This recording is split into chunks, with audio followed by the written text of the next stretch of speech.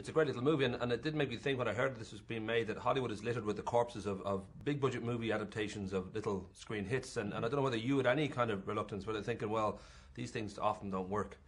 Absolutely. It's, like they say, when you climb Mount Everest, you pass by all the corpses. As we looked at all the various TV adaptations that worked and didn't work, we learned a lot from both. We looked at the ones that did, like the Mission Impossibles and the Fugitive and the Untouchables, and you just have to, at the end of the day, I think, really embrace the source material. You can't have an arrogance about it and say, well, the show is okay, but we can do better. Because that's when you alienate the core fans, and you're mixing your message with the uninitiated. I think it shows when you have an affection for it. It shows on screen. That idea of embracing the actual show itself, that here there are little references to the original series, and you've got Yami International Airlines, and you've got Bernie and a few others kind of making cameos, and a key lock pad would come up with the theme tune. And was that something that was, did you kind of think, well, how far do we go with this? Because we could obviously put in lots and lots of things here, or I don't know how these things kind of crept in, whether they're there in the script already, or... I kept putting them in as the movie kept evolving. It was kind of fun. I realized it wouldn't impede anybody's enjoyment of the movie if they had no idea, but for the real fans, they'll be able to point out. And it's interesting, in the theater, you hear people, little claps for things and whispers, and you know what they're whispering about. It's the little Easter eggs. I probably put over 50 in the movie. You mentioned a couple, but there are a lot more. Some are in different languages. Some are little notes on a notepad. Some are marquees in the background. We got, I called, for example, Leonard Stern, who was one of the show runners. And I said, what's your favorite episode from the 5 seasons? He said, Ship of Spies. I won my first Emmy for Get Smart on that. I wrote it along with Buck Henry. So I said, okay, so on a movie marquee in the background behind Steve in one scene, Ship of Spies is playing. So, well, you mentioned the original series. I think it ran for 138 episodes, 65 to 70, and then recently, 89, there was an attempt, and in 95 there was a movie, Get Smart Again, but also another kind of TV series, Get Smart Again. Did you deliberately maybe avoid watching old episodes just so you'd have a clear kind of vision for what you wanted to do, or did you feel, well, no, I should be so familiar with these things that I kind of instinctively feel the right way about any scene? Or well, Steve, I know, decided not to rewatch. He went on his memory because he did not want to do an impression of Don Adams. He felt it would serve his memory better if he embraced the spirit of his performance, and then made it his own and used his own voice. I, on the other hand, I did go back and watch a lot of the episodes because I wanted to refresh my memory. Again, your memory can play tricks on you in certain things, and so I wanted to really study up.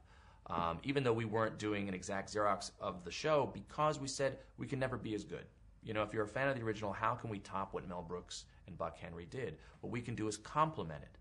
It's our interpretation of it. And so we put as many of the characters, the catchphrases, the gadgets. We put in Easter eggs. The music, of course, is legendary. And all that's there. But we kind of injected all of those ingredients into a bit of a Bourne Identity kind of world, and that's where we found our niche. When the movie opened in the States, it did 38.863 million. Not that you're counting. Hey, and that idea now it's hit 150 mark. That would seem, and everybody's very keen to do a sequel. I don't know whether you feel it in your bones, if it's inevitable now, given that we're only just starting and already it's at 150 million.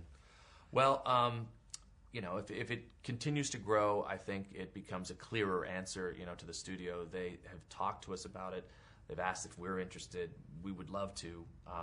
We just are sort of seeing how it all plays out globally. I was going to say that too. You've done your time. You did 3 Tom Arnold TV specials early on. You're obviously a very resilient, strong individual.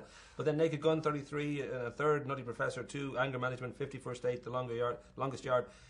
I just thought it doesn't seem to be an actual kind of pattern there. Except maybe I don't know whether you just feel, but if I can make people laugh, I'm happy. I don't need to do anything deep and dark and about, somebody in a wheelchair who's got to climb a mountain or...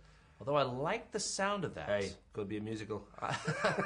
No, I have a fun time, doing this. And as long as I can find, something fresh within the comedy genre, something that's a little different, like as you were mentioning all those movies, they're a different kind of comedy. One's, Naked Gun's a joke book comedy.